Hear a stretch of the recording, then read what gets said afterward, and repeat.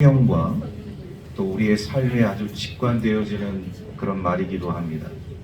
그러니까 우선순위가 잘못되어질 때 우리는 굉장히 어렵고 힘든 삶을 살아갈 때가 있다는 것이죠. 그것을 통해서 성경은 우리에게 말씀해주고 있습니다. 누가복음 14장과 마태복음 22장 말씀을 보게 되어지면 우리 예수님의 그 천국 잔치에 대해서 말씀을 하고 있어요. 마태복음 14장에서는 시작하는 그 시작말이 어떤 한 사람이 이렇게 시작을 하고 있고, 누가복음 14장에는 그렇게 시작을 하고 있고, 마태복음 22장에는 그 어떤 한 사람을 한 임금이라고 표현을 하고 있습니다. 복음서에 기록되어져 있는 우리 예수님의 이 천국잔치에 중요한 요약의 말씀은 이렇습니다. 어떤 한 사람이, 어떤 한 임금이 모든 잔치 준비를 끝내고 많은 사람들을 초청을 하게 되어지는 그런 모습이라는 것이죠. 잔치 준비가 다 끝났으니 여러분 오십시오. 와서 이 잔치에 참여해서 마음껏 즐기시고 함께 합시다. 라는 그런 이제 초대 말들을 우리가 보게 되어져요. 그런데 이 어떤 한 사람이, 한 임금이 이렇게 초대를 했음에도 불구하고 그 소식을 들은 사람들이 거절을 하게 되어집니다. 그러니까 어떠한 이유로 거절을 하게 되어지느냐? 몇 가지로 이렇게 요약을 할 수가 있어요. 첫 번째는 밭을 샀기 때문에, 두 번째는 소를 샀기 때문에 나는 일하러 가야 돼. 세 번째는 내가 장가 들어야 하기 때문에 내가 이 잔치에 참여할 수 없습니다. 이런 거절의 의사를 전하게 되어집니다. 이 소식을 종으로부터 들은 주인이 아주 그때 화를 내게 되어집니다. 노여움으로 아주 가득 차게 되어지죠. 그리고서 그렇게 이야기를 하는 것이죠. 앞으로 너희들은 이 잔치에 절대로 참여하지 못할 것이다. 이렇게 못을 박아버리게 되어집니다. 여러분, 오늘 우리들의 그 삶 가운데 있어서 이 선택의 문제는 굉장히 중요한 하나의 문제라고 생각이 되어져요. 어떤 것을 선택하느냐, 그 선택을 통하여서 우리는 어떠한 삶을 살아가야 하느냐. 오늘 주의 말씀을 통해서 함께 은혜 나눌 수 있기를 주의 이름으로 축복합니다. 이 주전 586년에 유다 왕국이 멸망을 당하게 되어집니다. 누구에 의해서 멸망을 당하게 되어지느냐? 바벨론에 의해서 멸망을 당하게 되어져요. 그러면 이 바벨론이 등장하기 전까지 전 세계를 속건하고 있었던 두 나라가 있었습니다. 하나는 애굽이라는 이집트와 또 다른 하나는 아수르라는 나라였습니다. 이집트와 아수르가 어떻게 보면 이 전 세계를 속건하고 있었는데, 해성과 같이 등장한 이 바벨론이 이집트도 무너뜨리고 아수르도 무너뜨리고 신흥 강국으로 부상을 하게 되어져요. 그리고서 주전 586년에 남유다 왕국을 침공해서 남유다를 완전히 초토화시킵니다. 남유다가 멸망하기 전에 예레미야라는 선지자가 있었어요. 예레미야라는 선지자가 이스라엘 백성들에게 경고의 메시지를 전하게 되어집니다. 여러분들이 만약 하나님의 말씀을 불순종하거나 하나님의 계명을 지키지 아니하면 여러분들과 여러분들의 나라는, 이 민족은 멸망할 것입니다. 강력한 경고의 메시지를 보냈습니다. 그런데 유다 왕국은 이 예레미야 선지자의 메시지를 귀 기울여 듣지 않습니다. 결국 우상을 섬기고 하나님 말씀 불순종하다가 이 바벨론 제국에 의해서 허무하게 무너지게 되어져요. 나라의 문을 닫게 되어지는 이런 비참한 역사를 겪게 되어지죠. 유다 왕국은 멸망했습니다. 자, 그리고 나서 유다 왕국이 멸망하고 나서 140년이 지난 후에 오늘 이 말씀에 등장하고 있는 한 사람, 느헤미야라는 사람이 등장을 하게 되어져요. 여러분, 느헤미야는요 포로 2세입니다. 이스라엘 백성들이 멸망하게 되어지면서 이 바벨론 사람들이 무참하게 사람들을 학살했을 뿐만 아니라 지식인들, 나름대로 전도 유망한 사람들, 이런 사람들을 바벨론 제국으로 끌고 왔어요. 그 제국에 끌려간 그 포로민들 가운데 태어난 자녀들, 바로 이 느헤미야는 포로 2세에 해당하는 사람이라고 볼 수가 있는 것이. 그런데 이 느헤미야가 말이죠, 포로 2세의 출신임에도 불구하고 지금 어떤 위치에 놓여져 있느냐? 지금 시대가 변해서 그 당시에 유다 왕국을 멸망시켰던 바벨론 제국이 무너지게 되어지고 바사 왕국, 오늘날로 얘기하면 페르시아가 등장을 하게 되어져. 이 페르시아, 바사 왕국의 술관원으로서의 역할을 하고 있는 모습을 우리가 보게 되어집니다. 여러분, 그 당시에 술관원은 어떤 직위에 해당하는 사람이냐? 왕의 최측근이에요. 우리가 요셉의 삶을 통해서도 요셉이 감옥에 있을 때 떡 맡은 관원장과 술 맡은 관원장이 들어오게 된 두 사람 다 왕의 측근입니다. 그런데 한 사람만 살아서 나가게 되어지죠. 떡 맡은 관원장은 죽임을 당하게 되어지고 술 맡은 관원장은 살아서 복권이 되게 되어지죠. 근데 오늘 이 느헤미야라는 사람이 가지고 있는 그 직책, 직위가 뭐냐? 바로 왕의 최측근에 해당하는 술관원으로서의 역할을 하고 있는 모습을 우리가 보게 되어져요. 포로 2세, 간이 많이 서려져 있겠죠. 고국을 향한 그런 아름다운 애틋한 마음이 왜 없겠습니까? 그런데 오늘 우리가 이 주의 말씀을 살펴보게 되어질 때 이 느헤미야라는 사람이 고국을 향해서 눈물을 흘리게 되어집니다. 애통한 소식을 듣고 분통한 마음을 가지고 우리 하나님 앞에 눈물의 기도를 드리면서 금식하면서 기도하는 이런 느헤미야라는 사람의 모습을 우리가 보게 되어집니다.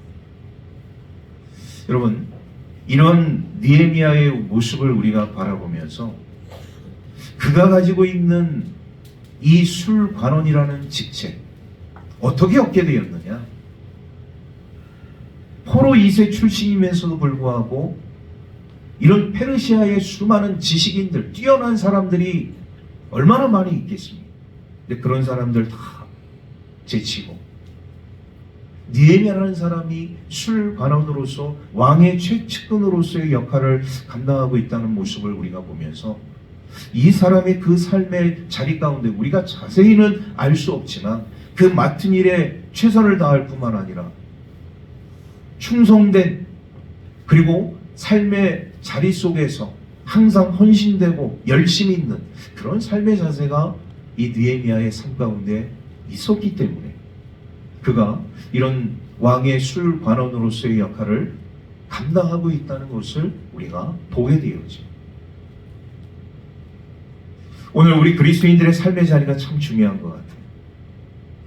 오늘 우리 하나님의 자녀들의 삶의 자리, 내가 지금 어떠한 삶을 살아가고 있고 어떠한 직책을 가지고 있으며 사회 속에서, 교회 가운데, 우리의 가정 속에서 우리가 어떠한 일들을 하고 있는 것인가에 대해서 생각하게 되어질 때 그 일이 중요하든 그 일이 중요하지 않든 그 일이 높든 그 일이 낮든 오늘 우리 그리스도인들에게 주어진 그 삶의 자리 속에서 최선을 다하고 열심히 있는 삶을 살아가고 충성되고 헌신된 삶을 살아가게 되어지면 느헤미야처럼 정말로 그 뜻하지 않은 상황 가운데서 우리 하나님의 사람으로서 유력한 우리 하나님의 사람이 되어진다는 것을 오늘 주의 말씀을 통해서 우리에게 가르쳐주고 있습니다.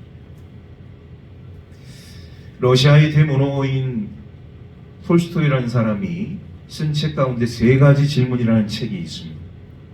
이 세 가지 질문이라는 책 가운데 이런 질문을 던지게 되어지죠. 사람이 일생 가운데 가장 중요한 때가 언제인가? 사람의 일생 가운데에서 가장 중요한 사람은 누구인가? 사람의 일생 가운데서 가장 중요한 일은 무엇인가? 이런 질문을 던집니다. 여러분, 이 사람의 일생 가운데서 가장 중요한 때는 바로 지금이라는 것이죠. 사람의 일생 가운데서 가장 중요한 사람은 지금 내가 만나고 있는 사람입니다. 사람의 일생 가운데서 가장 중요한 일은 내가 지금 행하는 일이라는 거예요. 가만히 우리의 삶을 여기에 대입을 하게 되어지면 오늘 우리는요 가장 중요한 때를 맞이하고 있다는 것이죠. 지금 이때가 가장 중요한 때라면 나의 개인적인 삶에 있어서도 우리 교회의 삶에 있어서도 이 나라 이 민족의 삶에 있어서 가장 중요한 때라는 것을 우리가 깨닫게 되어집니다. 우리 교회에 있어서 우리 장로님들이 항상 주일 예배 때마다 기도하는 그 기도의 제목 가운데 하나가 교회 건축 아니겠습니까? 2026년도 우리 해안중앙교회에서 가장 중차대한 일들 가운데 중요한 것은 바로 교회 건축인 것입니다. 지금 이때가 교회 건축을 위해서 가장 중요한 사람을 만나고 그리고 교회 건축을 위해서 내가 행하는 그 일이 가장 소중하고 아름답고 중요한 일이라는 것을 우리가 깨닫게 될 때 오늘 우리 하나님의 사람들의 삶 가운데서 나에게 주어진 삶의 자리가 왜 중요한 것인가를 우리가 다시 한번 생각하게 된 것이죠. 그리고 우리는 이 중요한 때 집중해야 돼요. 교회 건축에도 집중을 해야 되고 내가 만나는 사람에도 집중을 해야 되고 내가 하는 그 모든 일에 있어서도 집중하는 삶이 우리에게 필요하다.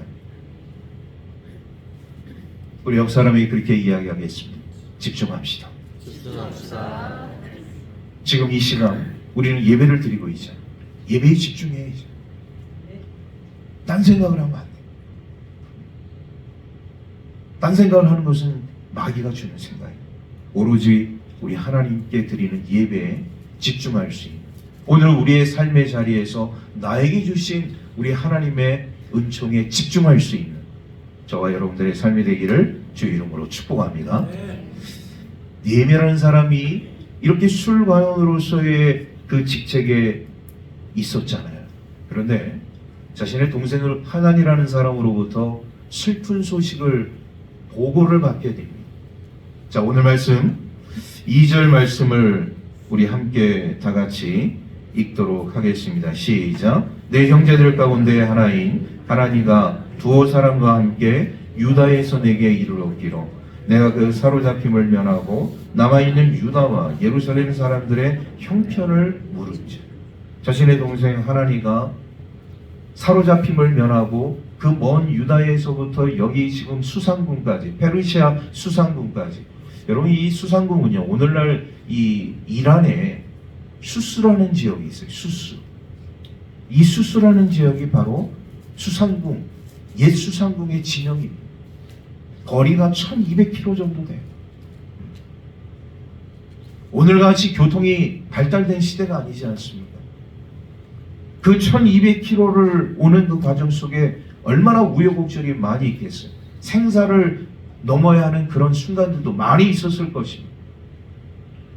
어찌됐든지 간에 이 하난이라는 동생이 이 먼 거리 유다에서부터 이 수상궁에 이르기까지 1200km라는 그 머나먼 여정을 거치면서 지금 자신의 형 느헤미야 앞에 와서 보고를 합니다. 어떤 보고를 하게 되어지나? 참으로 기가 막힌 보고를 하게 됩니다. 그 보고의 내용을 듣게 되어질 때 지금 예루살렘은 완전히 황폐해졌다는 것이 성은 불탔고 거기에 있는 사람들은 지금 피폐한 삶 속에 놓여져 있어서 대부분의 사람들이 가난과 기아에 허덕이고 있는 삶을 살아가고 있다는 것을 느헤미야에게 보고를 합니다.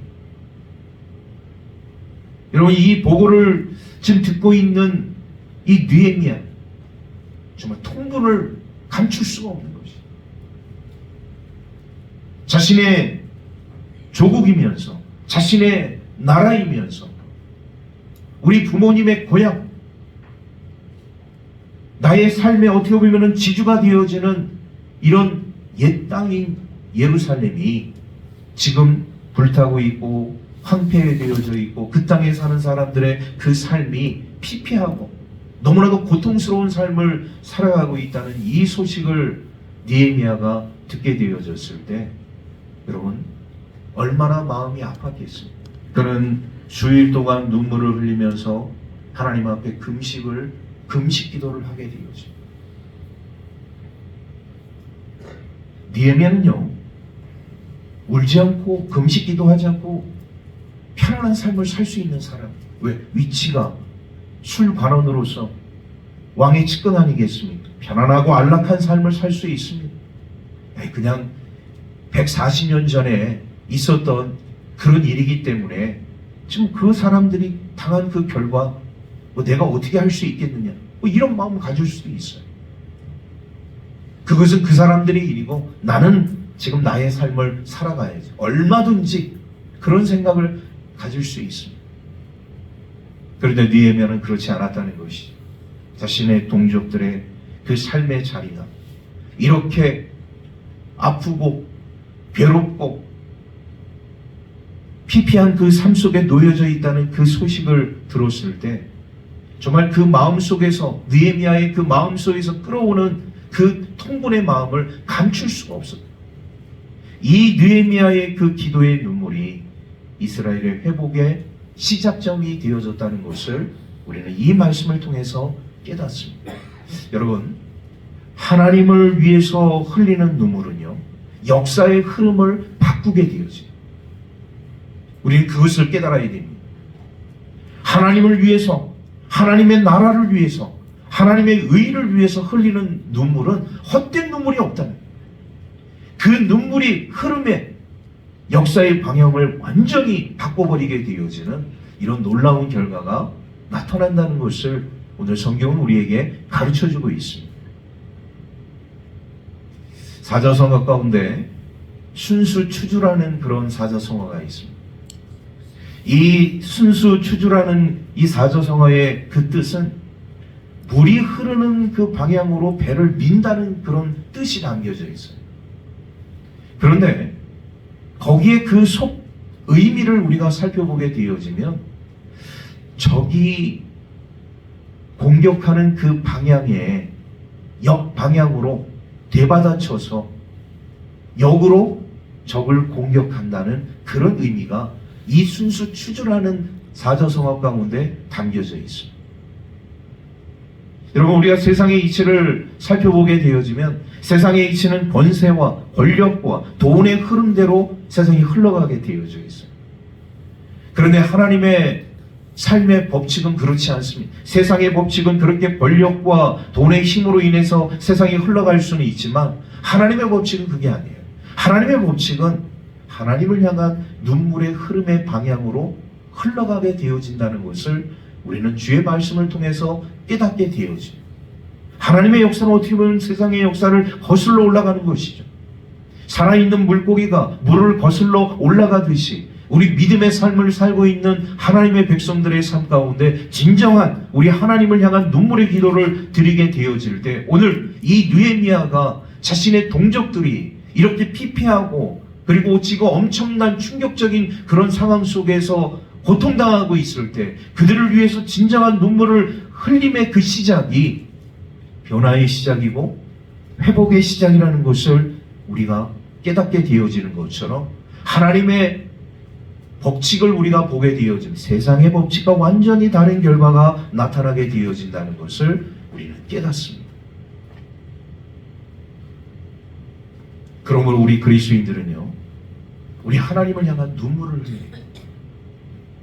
주님의 나라와 의를 구하게 해달라는 이런 믿음의 기도를 우리가 드리게 되어질 때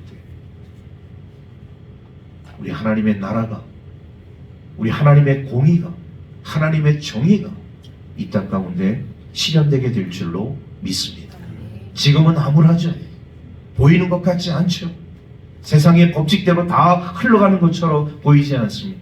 그러나 그렇지 않다는 것이죠. 우리 그리스도인들이 진정한 우리 하나님을 향한 눈물의 기도를 드리게 되어질 때 세상의 법칙들이 깨지고 하나님의 법칙이 승리하게 되는 줄로 믿습니다. 느헤미야는 그것을 위해서 지금 기도하고 있고, 금식기도, 눈물을 흘리면서 금식기도하고,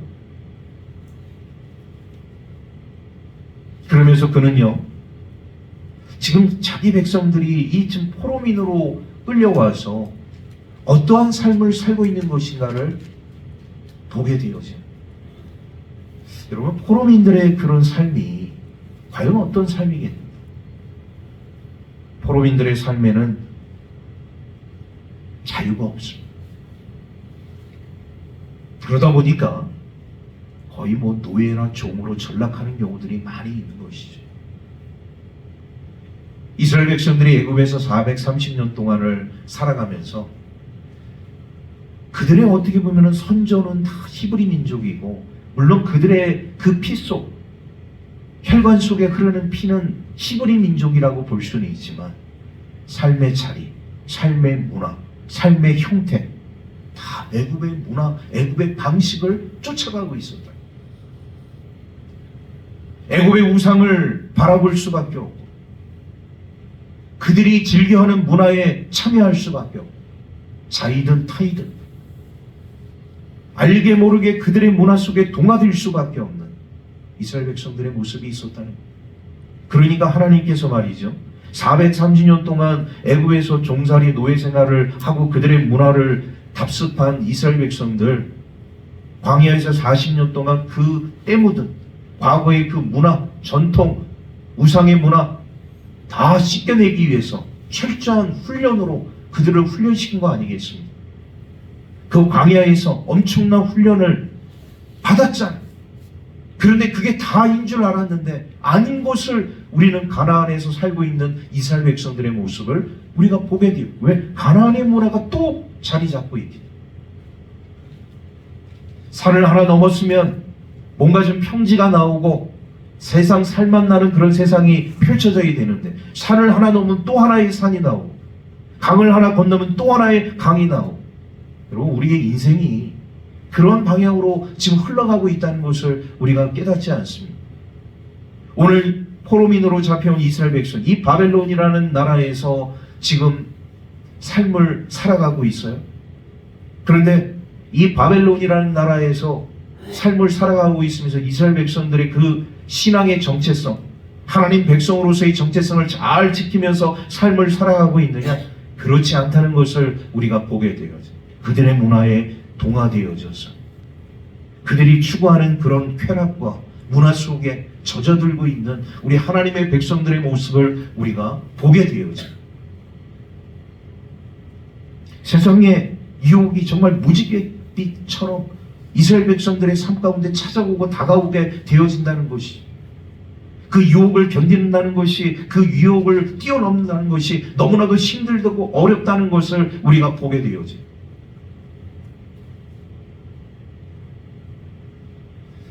여러분, 미국이라는 나라가 엄청나게 큰 나라 아니겠습니까?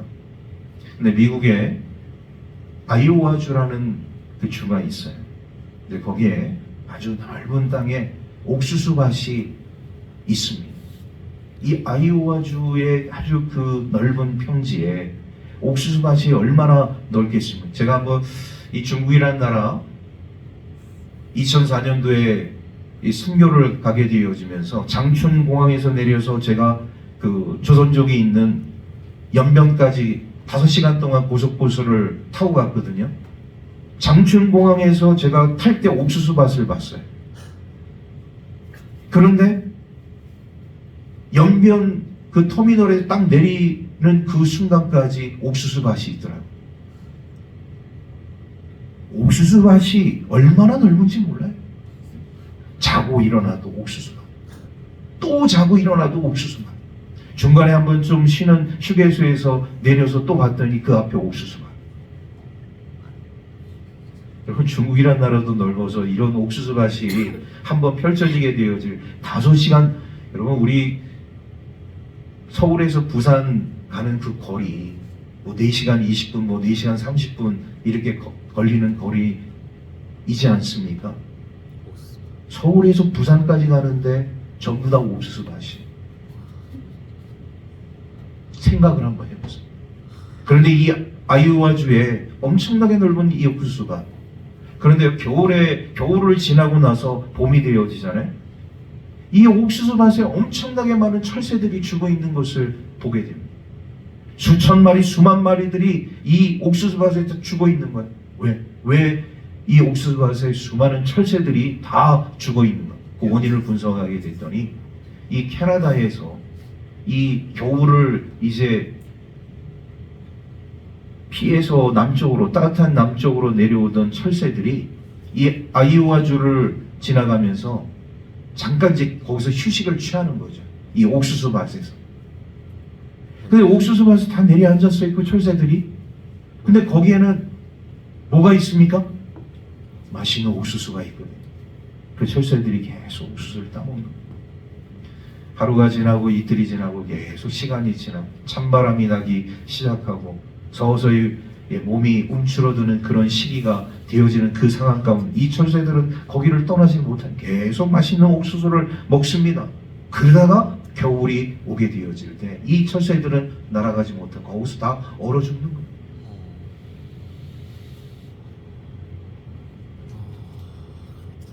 우리가 잘 알고 있듯이 여러분 개구리를 뜨거운 물에 넣으면 팔짝 뛰어서 밖으로 나갈 수 있겠지만 개구리 잡아서 그 냄비를 서서히 미열에서부터 약한 불, 중간 불, 그리고 고열로 하게 되어 그 개구리는 거기서 그냥 죽는 거예요. 그 온도에 맞아서 죽는 거예요. 오늘 우리 그리스도인들의 삶이 여러분 세상에서 우리가 삶을 살아가다 보니까 뭐 이런저런 일 다 겪지 않겠습니까? 그러다 보니까 우리 정체성을 잃어버려요. 내가 하나님의 자녀라는 사실을 잊어버릴 때가 있어요. 세상이 주는 쾌락과 유혹이 너무나도 좋거든. 나의 삶 속에 기쁨을 주고 나의 삶 속에 유익을 주는 것 같아.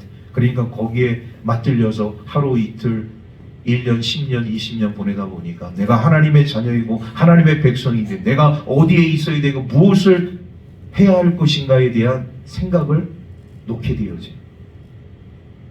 그럴 때 우리 하나님의 백성들이 세상 속으로 떠내려갈 수밖에 없다는 사실. 느헤미야는 자신의 동족들이 이러한 삶을 살아가는 그 현실들도 바라보게 되었다. 그런데 그는 이런 동족들이 그런 삶 속에 놓여져 있다 할지라도 느헤미야라는 사람은 그런 삶 속에 젖어들지 않아. 포로 2세이면서도 여러분 미국 땅에서 우리 한국 재미교포들의 그 삶을 보게 되어지면 뭐 지금은 좀 달라졌다고 하죠. 예전에는 한국말 가르치지도 않았어요. 자녀들에게 야 너는 이제 미국 사람이야. 미국말을 해야지. 미국 땅에서 미국말을 해야지 한국말을 하면 걔네들로부터 무시당해. 걔네들로부터 천대당해. 사회에 진출할 수도 없어. 한때는 말이죠. 우리 재미교포 사람들이 다 그런 생각을 가지고 있습니다. 그래서 자녀들에게 한국말을 가르치자. 집에서도 한국 사람들끼리 영어로 대화를 하고. 그러니 무슨 정체성이 있겠습니까? 한민족이라는, 대한민국 사람이라는. 겉모습은 동양인, 한국 사람인 줄 몰라도 그 속은 다 미국 사람, 미국의 문화, 미국의 모든 생활에 젖어든 사람. 지금은 좀 생각이 좀 달라졌다고 얘기를 해요. 아직도 그렇지만 그런 문화가 지배적으로 강화되어 있습니다. 여러분 우리의 정체성, 신앙의 정체성,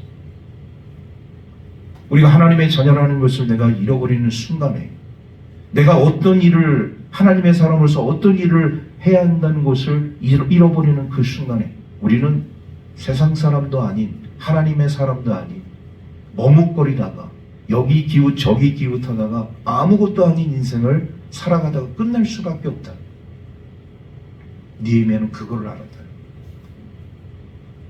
오늘 우리 그리스도인들이 이 땅 가운데 삶을 살아가게 되어질 때 여러분 우리의 삶의 정체성을 우리는 잘 지켜야 돼요.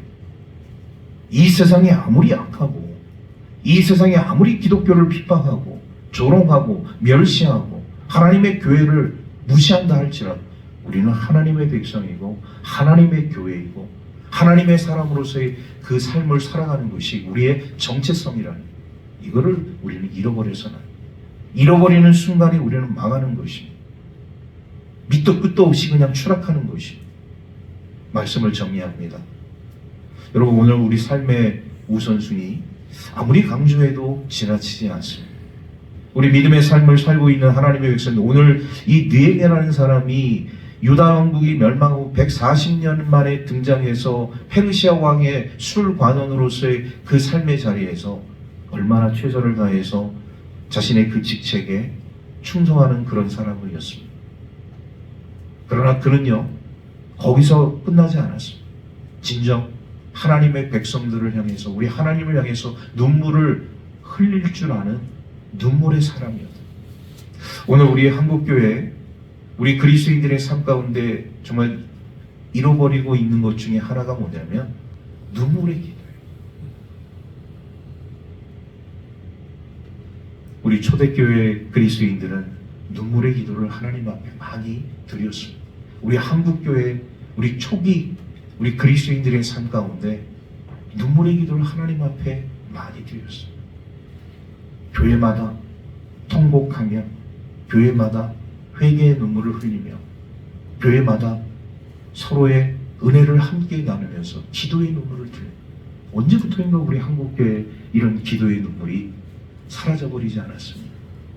왜? 우리의 삶이 넉넉해지고 풍요로워졌기 때문에 이제는 걱정 근심이 없는 삶을 살기 때문에 이런 것들의 이런 세상의 유혹들이 세상의 무지갯빛 색깔들이 우리의 삶을 지금 유혹하고 우리가 그런 삶에 빠져들게 되어진다면 정말 이 느헤미야처럼 이런 눈물의 기도를 하나님 앞에 드릴 수가 없다는 것이 오늘 이 느헤미야를 통해서 우리는 깨닫습니다. 우리가 잃어버렸던 것 중에 하나의 이 눈물의 기도를 우리는 회복해야 해요. 진정 이 나라 이 민족을 위해서 우리 한국교회를 위해서 우리 해안중앙교회를 위해서 우리의 가정을 위해서 내 남편과 내 자녀와 아내를 위해서 나의 삶을 위해서 우리는 눈물의 기도를 하나님 앞에 드려야 할 줄로 믿습니다. 하나님께 드려진 그 눈물의 기도는 삶의 방향을 바꾼다는 힘이 있다고 말씀을 드렸잖아요. 내 개인적인 만족과 야망을 채우기 위한 눈물의 기도가 아니라 우리 하나님의 나라와 의를 구하기 위한 눈물의 기도. 오늘 우리 그리스도인들의 삶 가운데 이런 눈물의 기도가 회복되기를 주의 이름으로 축복합니다. 기도하겠습니다. 하나님, 은혜 가운데 오늘도 우리 하나님 앞에 영광의 예배로 나아갈 수 있도록 인도하여 주신 은혜 감사를 드립니다. 우리의 삶의 우선순위는 과연 무엇입니까? 우리는 어떤 것을 지금 잃어버리고 놓치고 있습니까? 우리 하나님의 사람들, 오늘 이 느헤미야가 보여주었던 것처럼 눈물의 기도를 회복해서 진정 우리가 하나님 앞에 간구하고 기도해야 할 제목이 무엇인가를 우리 하나님께 아뢰일 수 있는 하나님의 자녀들 될 수 있도록 축복하여 주옵소서. 감사드리며 우리 구주 예수 그리스도의 이름으로 기도하옵나이다. 아멘.